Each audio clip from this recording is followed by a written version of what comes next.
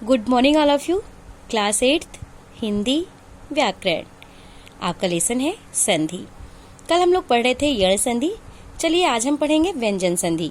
तो देखिए, जब स्वर के साथ व्यंजन की, व्यंजन के साथ स्वर की या व्यंजन के साथ व्यंजन की संधि होती है तो उसे व्यंजन संधि कहते हैं। जैसे अब इसमें देखिए, या उदाहरण यहाँ ये सब दिए हैं, एक बार फिर से आप देख लीजिए।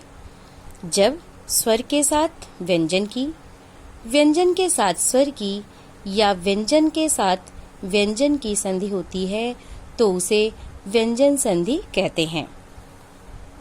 इसे बता रहे हैं कि स्वर के साथ व्यंजन की और व्यंजन के साथ स्वर की या व्यंजन के साथ व्यंजन वर्ण की संधि होती है तो उसे व्यंजन संधि कहते हैं। जैसे देखिए, ये शब्द है भगवद गीता। भगवद गीता, तो भगवद गीता का जब हम संधि विच्छेद किए तो हो गया भगवत धन गीता। उल्लेख शब्द है उल्लेख, जब हम इसका संधि विच्छेद किए तो हो गया उत्धन लेख। इसी तरह से देखिए, जगन्नाथ, जगन्नाथ शब्द में जब हम संधि विच्छेद किए तो हो गया जगत धन नाथ। ऐसे ही देखिए, उच्छ्वास, इसका जब हम संधि विच्छेद किए तो हो गया उत्धन श्वास। इसके नियम है, कुछ व्यंजन संधि के कुछ नियम है। ये यहाँ पे देखिए, ये दा था, भगवत गीता था, तो ये दा का यहाँ ता क्यों हो गया, तो ये सब इसके देखिए कुछ नियम है। व्यंजन संधि के प्रमुख नियम इस प्रकार हैं। पहला नियम, प्रत्येक वर्ग का पहला वर्ण क, च, ट, त, प संधि होने पर अपने वर्ग के तीसरे वर्ण में बदल जाता है। इसमें बता रहे हैं प्रत्येक वर्ग का पहला वर्ण, जैसे का है का वर्ग, च वर्ग, टा वर्ग, ता वर्ग, पा वर्ग। तो का वर्ग में कौन कौन से वर्ण आते हैं? का वर्ग में का खा गा ज्ञा, च वर्ग में च छ ज झ ञ, टा वर्ग में ट ठ ड ढ ड़, ता वर्ग में त थ द ध ना, पा वर्ग में प फ ब भ मा। तो इसमें बता रहे हैं कि प्रत्येक वर्ग का पहला वर्ण, प्रत्येक वर्ग का पहला वर्ण क, च, ट, त, प संधि होने पर अपने वर्ग के तीसरे वर्ण में बदल जाता है। तो देखिए, ये देखिए, जैसे ये सद्भावना है, सद्भावना, सद्भावना शब्द का अगर हम संधि विच्छेद करेंगे तो हो जाएगा सत्य धन भावना, सत्य धन भावना। तो देखिए, ये दा है, दा, दा किस वर्ग का है? ता वर्ग का है। तो ता वर्ग का तीसरा वर्ण दा है, ता वर्ग का तीसरा वर्ण दा है। तो देखिए, इसमें बता रहे हैं कि प्रत्येक वर्ग का पहला वर्ण क, च, ट, त, प संधि होने पर अपने वर्ग के तीसरे वर्ण में बदल जाता है।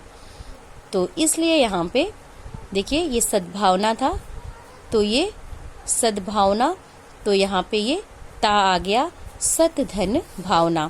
और ये ता वर्ग का तीसरा वर्ण कौन सा है? दा है, तो इसलिए यहाँ पे ये दा आ गया, तो हो गया सद्भावना। ऐसे ही देखिए, दिगंत शब्द है, जब हम इस शब्द की संधि विच्छेद करते हैं, इस शब्द का संधि विच्छेद करते हैं तो हो जाएगा दिक धन अंत। का वर्ग का तीसरा वर्ण कौन सा है? गा है, का वर्ग का तीसरा वर्ण गा है, तो यहाँ पे ये गा आ गया। इसी तरह से देखिए, सद्गति, सत धन गति, ये ता वर्ग का तीसरा वर्ण क्या है? दा है। तो चलिए अब हम दूसरा देखते हैं। दूसरा नियम इसका क्या है व्यंजन संधि का? प्रत्येक वर्ग के पहले वर्ण की जब मा या ना के साथ संधि होती है तो का अंग्या, च का इया, टा का ड़ा, ता का ना और पा का सा हो जाता है। जैसे देखिए, इसमें बता रहे हैं प्रत्येक वर्ग के पहले वर्ण की जब मा या ना के साथ संधि होती है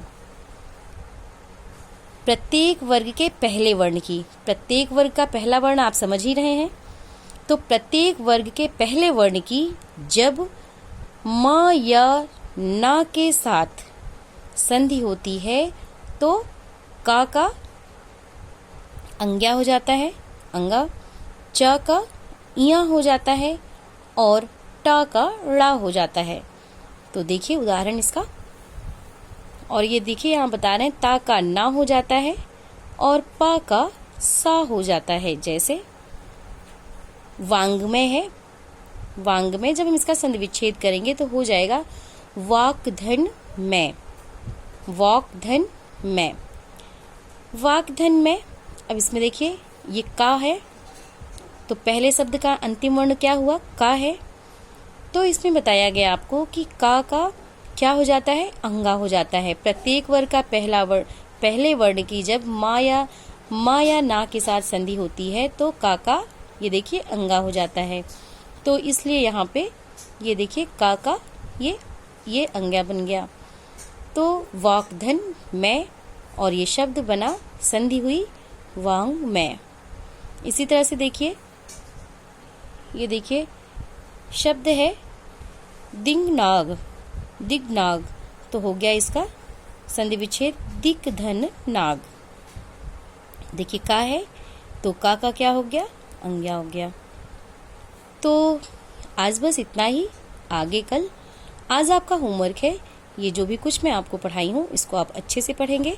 और एक क्वेश्चन नोट करिए, आपका क्वेश्चन है व्यंजन संधि किसे कहते हैं, उदाहरण भी दीजिए। Thank you.